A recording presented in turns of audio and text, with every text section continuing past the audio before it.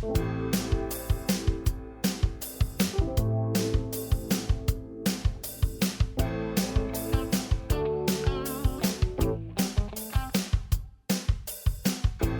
tardes, ¿cómo están? Gracias por estar con nosotros un sábado más en Sinergia CEFIA, este espacio en donde le acercamos el quehacer de los y las profesionales de las ingenierías y de la arquitectura. Como pudieron ver a lo largo de la semana, vamos a hablar sobre sismos, sobre diseños sismos resistentes y sobre todo porque estamos en un país en donde ya estamos acostumbrados a esto, a los sismos. Incluso este año quizá hemos percibido al inicio del año 2 sismos de alta intensidad.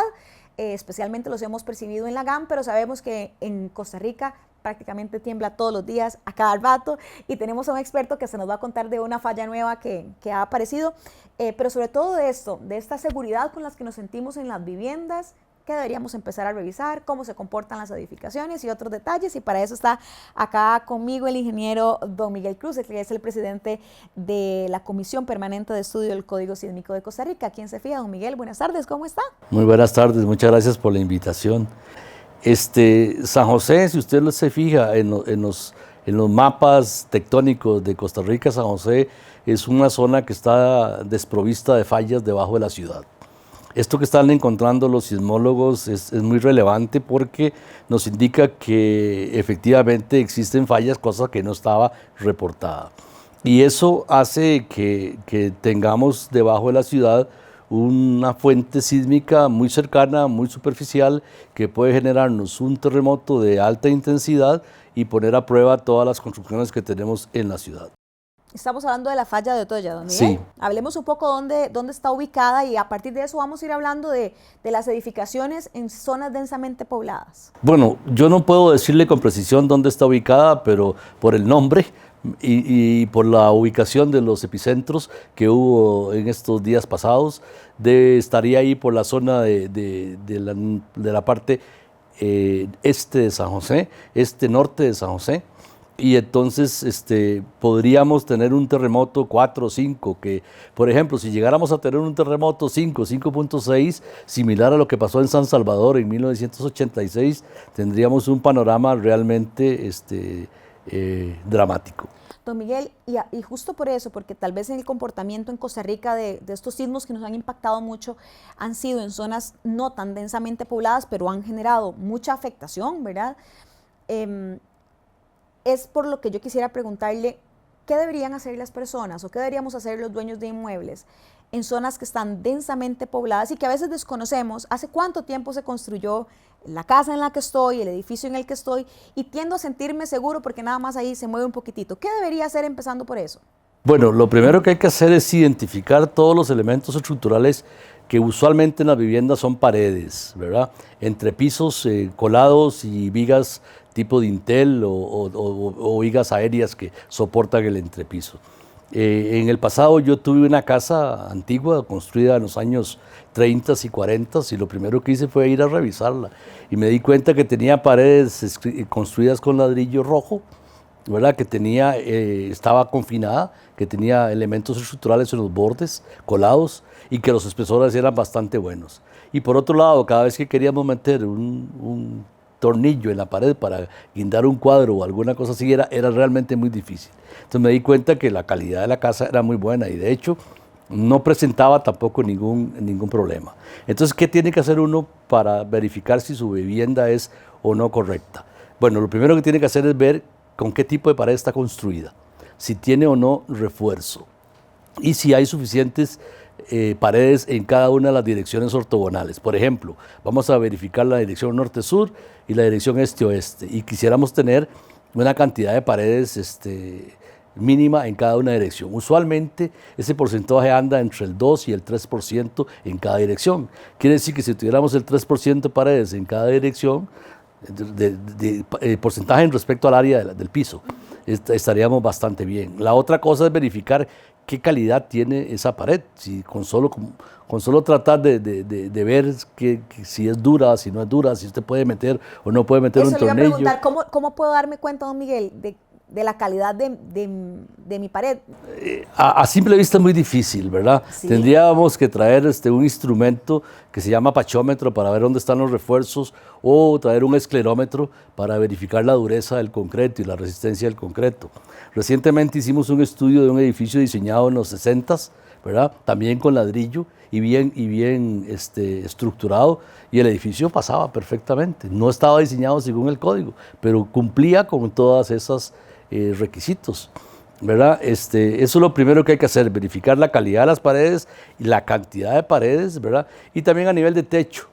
El techo es una especie de tapa, ¿verdad? Que si está bien puesto y amarrado, funciona como un elemento que distribuye cargas en las diferentes paredes.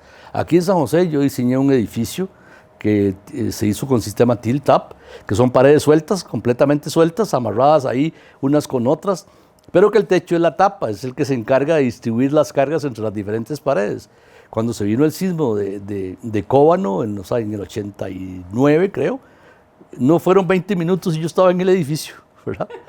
Y me di cuenta que efectivamente se había comportado muy bien. Para ver cómo se había comportado. Sí, ni siquiera un azulejo se rompió en la zona de juntas de paredes. Entonces dije, bueno, sí, el concepto de amarrarlo con el techo resultó.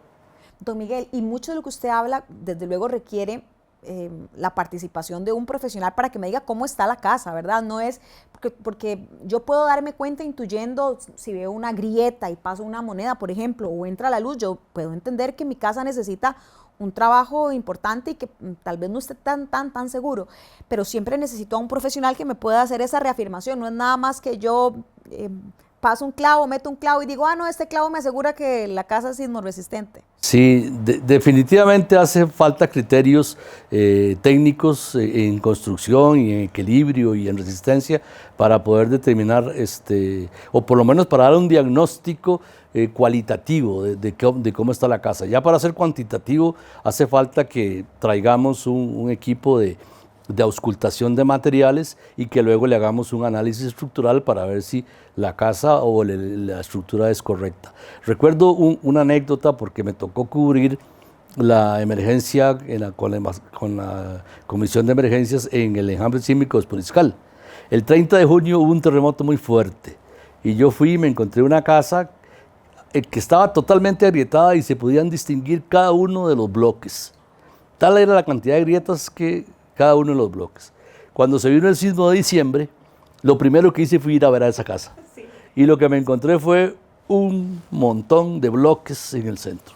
Y me dice el señor, ¿sabe qué? Teníamos un gatito, ahí quedó debajo, ¿verdad? Entonces resulta que ahí hubo falta de previsión, sí, porque el haberse dado cuenta cómo se dañó su casa, ¿verdad?, pudo haber hecho un análisis de ese tipo, llamar a alguien, reforzar una que otra pared, amarrar el techo para que mantuviera sus paredes en su sitio y listo. Fíjense que las casas de adobe, por eso algunas sobreviven muy bien, han sobrevivido muy bien porque son paredes muy frágiles, que están sueltas usualmente, la unión entre una y otra es muy frágil, pero si el techo está bien amarrado a las paredes, el techo se encarga de distribuir la carga y entonces evitar que el colapso se llegue a dar. Entonces, don Miguel, con ese ejemplo, y era la siguiente pregunta, hacemos muy bien de que después de que hay un sismo que nosotros percibimos, ¿verdad? Hacemos bien con revisar un poquito la casa, con echarle un ojito, porque ahí podría yo darme cuenta de algo distinto y buscarme al profesional. Sí, hago bien, entonces. Absolutamente. Lo primero que se daña en una casa así visible son los dinteles de puertas, ¿verdad? Con grietas diagonales, el que está encima de la puerta o de las ventanas. Luego siguen dañándose las paredes mismas con grietas en forma diagonal, ¿verdad? En las paredes hay mucho tipo de grieta, horizontales y verticales. Esas usualmente no dan problema, pero cuando usted ve una diagonal, ya la cosa puede ser indicativo de que el esfuerzo ha excedido ciertos valores y te pone en peligro la pared. Entonces la primera revisión que debería hacer es el material o la pared sobre la puerta y lo que está asociado a las ventanas, ¿no? Exactamente, y las paredes diagonales, ¿verdad? ¿Y el piso? Perdón, la diagonal. El piso usualmente, si está sobre el suelo y el suelo es relativamente competente, no da problema, pero puede ser también un indicativo, ¿verdad?, de que haya problemas de tipo de deformaciones excesivas o liquefacción o cosas de esas, pero es el menos frecuente. Aquí en la zona del Valle Central, es poco frecuente. Hacemos la pausa y regresamos para seguir conversando sobre el diseño sismo resistente y los beneficios que tiene en la infraestructura de nuestro país. Pensar en Costa Rica. Es un documento técnico en donde se plantean una serie de realidades y recomendaciones sobre problemáticas nacionales. Infraestructura vial. ¿Sabías que, del inventario de puentes realizado por el Tecnológico de Costa Rica entre el 2014 y 2018, el 4% de los puentes tiene una condición satisfactoria, el 61% condición regular y el 35% presentan condición deficiente? ¿Qué propone Pensar en Costa Rica? En materia de puentes, se debe implementar un programa continuo de conservación con recursos anuales sostenidos, dando prioridad en la red vial nacional a las 584 estructuras ya calificadas como deficientes. Les invitamos a conocer el documento en www.cefia.br.cr y seguirnos en nuestras redes sociales. Les invitamos a que nos acompañen en Sinergia Cefía, este espacio en donde le acercamos el quehacer de los y las profesionales de las ingenierías y de la arquitectura. Recuerde, Sinergia Cefía, su programa televisivo de las ingenierías, arquitectura, consultoría y construcción.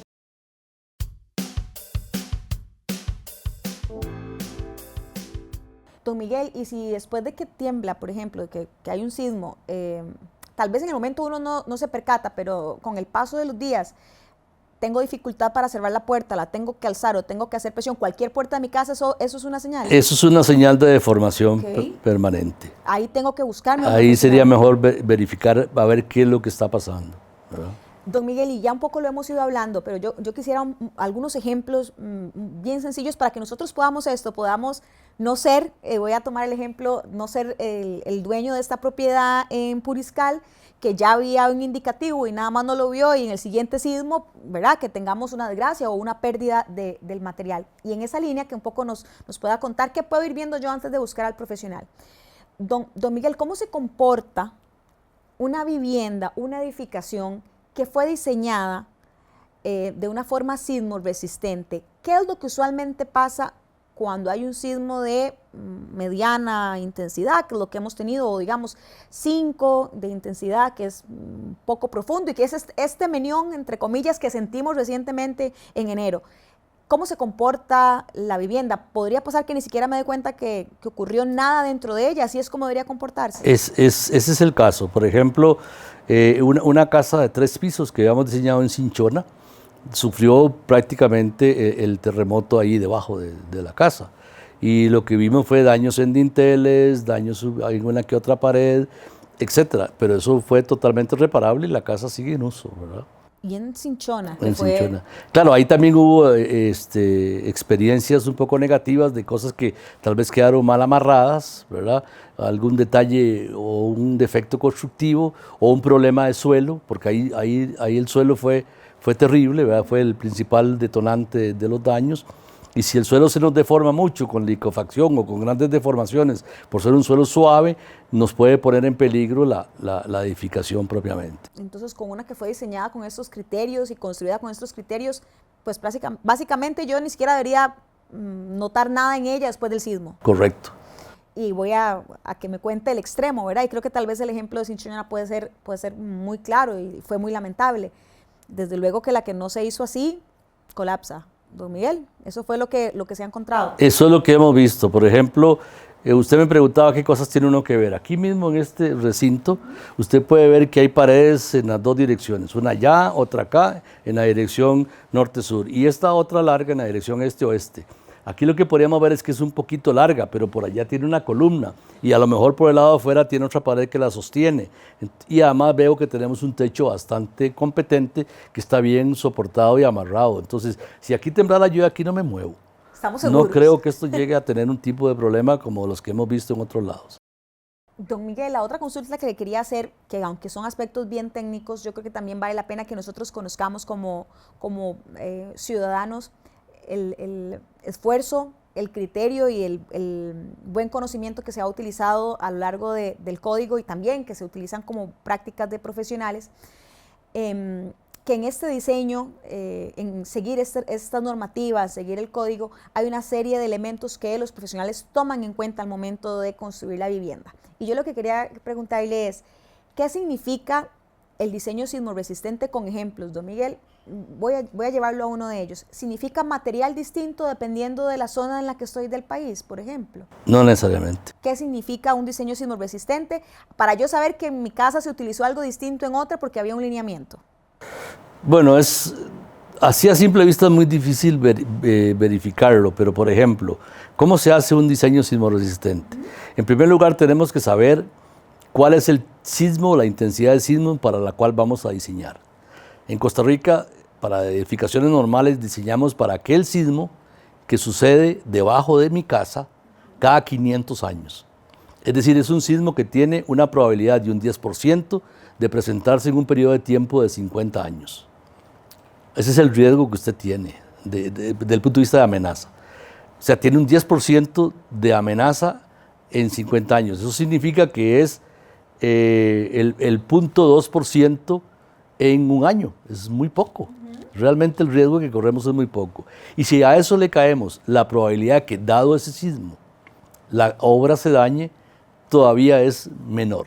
Entonces, si usted sigue el código, ¿verdad?, usted está asegurándose de que esa probabilidad de daño sea realmente poca. Pero si no lo sigue, ¿verdad?, y se da el sismo, inclusive puede ser otro sismo hasta más pequeño, y la probabilidad de daño es muy grande porque no siguió las normas, entonces sí está expuesto a daño cuando se presente el evento. Ahora, ¿cómo lo podemos nosotros saber? ¿Qué hacemos nosotros con el diseño? Bueno, decíamos que tenemos ese sismo que tiene esa intensidad. Eso lo tienen monitoreado los sismólogos y con base en eso nosotros hacemos un mapa de amenaza sísmica. Si usted va al código, encuentra un mapa donde dice qué intensidad de sismo usted espera que suceda, ¿verdad?, cada 500 años en el sitio donde usted está. Usted sabe que ese sismo que usted usa con 500 años de periodo de retorno tiene ese 10% de probabilidad de excedencia en 50 años. Entonces usted tiene ya la intensidad. Luego tiene su casa o su estructura. Esa estructura tiene un peso y una rigidez. La rigidez se la dan las paredes y el peso se la dan las paredes, los entrepisos, los equipos, todo lo que ponga.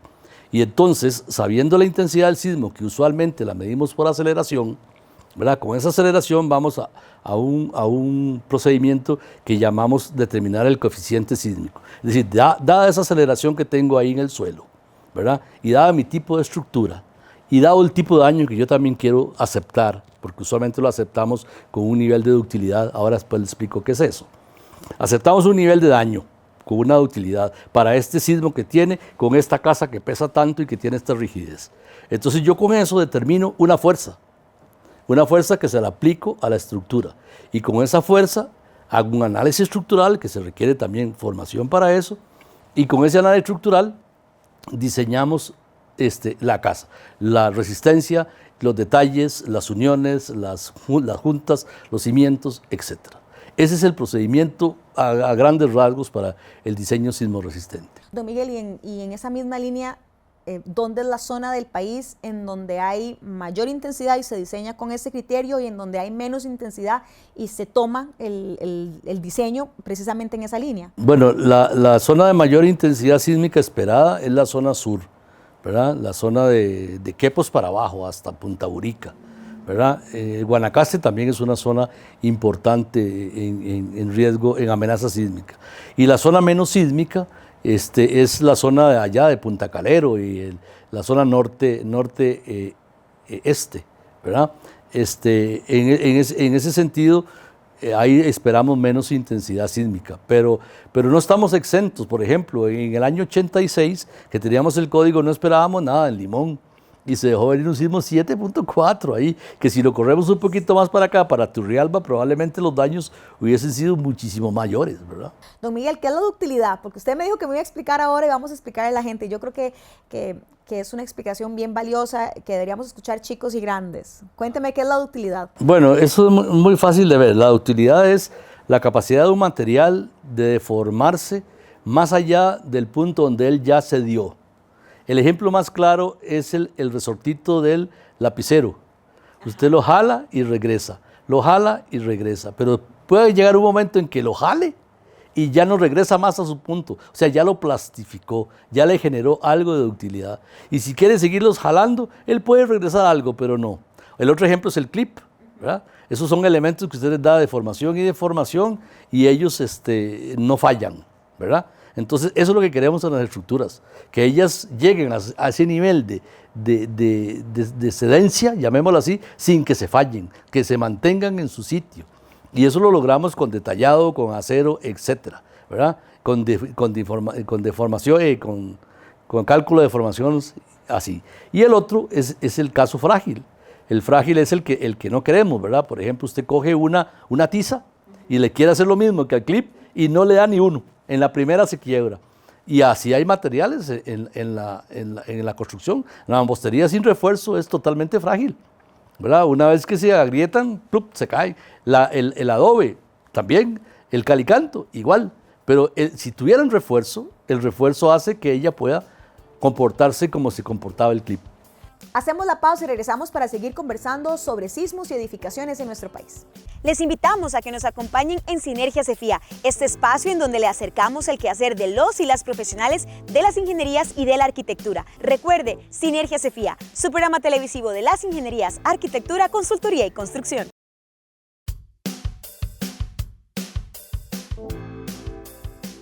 Don Miguel, y hay un aspecto de un material que yo quiero consultarle.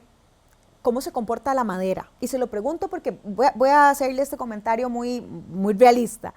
En la zona rural, uno puede escuchar en el pasado, yo voy a hablar, por ejemplo, de mi caso próximo, que era en la zona rural, en Guanacaste, y que yo siempre escuchaba a mi familia, a mi papá especialmente, hablar de las bondades de la madera. Decían, no, es que vamos a usar madera, es que esto es mejor, si llueve no hay tanta complicación, si tiembla, aguanta bienísimo. Mi papá, que de Dios goce, no tenía ningún tipo de formación en esta materia, pero él sentía una confianza que probablemente había escuchado de alguien más sobre la madera. ¿Cómo se comporta en un sismo, por ejemplo, la madera? Bueno, la madera es ideal para el terremoto. De hecho, mi bisabuela, después del sismo de Cartago, pidió que la sacaran de un cuarto de adobe y le hicieran un cuarto de madera. Esa anécdota la contaba mi abuelo. Vea, el punto es que la madera tiene un montón de ventajas desde el punto de vista sísmico. En primer lugar, es liviana. Y como hace un rato dije que la fuerza era proporcional al peso, la madera pesa muy poquito, entonces se empuja muy poco. Segundo, la forma en que se construye la madera con clavos y traslapes y cosas de esas, le da una ventaja sobre los demás, que es que genera mayor amortiguamiento, ¿verdad? Todas las estructuras están amortiguadas, ¿verdad? Por ejemplo, si usted va en su carro y se va en un hueco, el carro le hace una oscilación y pues se queda quedito. ¿Por qué? Porque está bien amortiguado. Ese amortiguamiento lo tienen las estructuras. Y entre más amortiguada esté, mejor. Por eso hay algunos que venden técnicas de ponerle amortiguamientos a las estructuras. Amortiguamientos similares a los de los carros, para que cuando empiecen a oscilar, el amortiguador se encargue de absorber esa energía. Bueno, la madera tiene un amortiguamiento mayor que las demás estructuras. Y además, si usted le pone todos esos requisitos de resistencia en cada dirección, bien distribuida, y si además la amarra con el techo, prácticamente tiene una estructura que es sismoresistente 100%. Bueno, es un material ideal. Don Miguel, un poco ya hacia el cierre quisiera que hablemos desde el trabajo que hacen en la comisión y desde luego como profesional, que usted ha visto tantos incidentes, unos que han dado satisfacción porque vemos que las edificaciones resisten, imagino otros en donde usted, en otros escenarios fuera de nuestro país y dentro de él, en donde lamentablemente hasta vidas cobradas ha visto. Yo quisiera que usted pueda darle un mensaje a quienes tienen una edificación y están conscientes de que no se las construyó un profesional y que están confiados porque no me ha tocado un sismo fuerte. ¿Qué le puede decir a usted a una persona que es consciente de que en su vivienda, en su edificio, en su casa, en su galerón, en lo que sea, no hubo nunca un diseño de ningún profesional y estamos ante la inesperada situación de un sismo fuerte? Sí, bueno, lo primero que tiene que hacer es un análisis cualitativo de dónde está. Y para eso puede hacerlo con estos lineamientos que hace un rato mencioné, o si no, llamar a un profesional, ingeniero o arquitecto que entiendan de cuáles son las líneas de resistencia de la casa y qué rigideces tiene en cada caso, qué tipo de techo tiene, cómo lo amarraron a las paredes, ¿verdad? Ahora con el techo hay que tener también mucho cuidado por el viento. Nosotros en la comisión también sacamos un documento que se llama Lineamientos de Diseño por Viento para Costa Rica. Y la clave está en amarrar ese techo a la estructura. Y entonces, eso sería lo primero. Si tiene dudas con su análisis cualitativo, llamar entonces, hacer entonces un análisis cuantitativo que ya requiere tal vez un estudio de materiales, un análisis estructural, ya eso sí lo hace un profesional en su campo, ¿verdad? Ya no todos los ingenieros civiles están entrenados para hacer ingeniería estructural, pero sí, análisis estructural, pero hay muchos muchachos muy buenos que les pueden ayudar con ese tipo de diagnóstico. Don Miguel, y el mensaje final que tenga para la población, ya esto, ¿verdad?, muy específico para el que sabe que su casa puede estar en un riesgo, pero un mensaje final que tenga usted desde el punto de vista técnico del trabajo que hace esta comisión aquí en el CEFIA, que yo sé que ustedes constantemente están en comunicación y eso nos alegra muchísimo a todos porque sabemos que cualquier incidente significa para ustedes un espacio de estudio, un espacio de mejora. ¿Qué mensaje le deja a la población entendiendo que estamos en un país en donde nos tiembla todos los días? Que a veces no lo sintamos no implica que no está temblando. ¿Qué mensaje les puede dar? Bueno, en primer lugar, tomar conciencia de que efectivamente vivimos en un país de ese tipo. La otra cosa es que tratemos de dominar los miedos y los temores, ¿verdad? ¿Y cómo empezamos a superarlos? Bueno, con ese análisis de dónde estamos ubicados, ya sea en el trabajo o en la escuela o en la casa, ¿verdad? Para verificar qué también está la obra. El análisis cuantitativo es importante. Cualitativo, y si se requiere ese otro, pues ya un profesional se lo dirá. Yo le decía a un señor que nos era chofer en un camión, que una vez se vino un sismo y dejó el camión tirado. Entonces yo le decía, vea, señor, ¿cuánta gente usted conoce que haya sido dañada por un terremoto? Ninguno. ¿Y cuánta gente conoce usted que haya muerto en un terremoto? No conozco a nadie. ¿Y ha oído hablar de otros que les ha pasado? Tampoco. Entonces, ¿por qué le tiene tanto miedo a los terremotos? ¿Verdad? Si usted no es testigo de ese daño.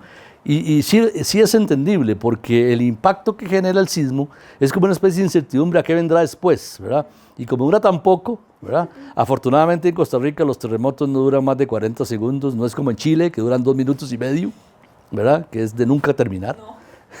Pero eso es lo que yo les digo, ¿verdad? Mantengamos la calma, actuemos claramente y conscientemente con el análisis de dónde estamos ubicados, tanto en el trabajo como en la casa, inclusive la escuela donde mandamos a los niños, es muy importante revisarla. La percepción del daño sísmico es muy curiosa. Si me permite, les cuento una anécdota adicional. Por ejemplo, me tocó cubrir terremotos en Chile y en El Salvador.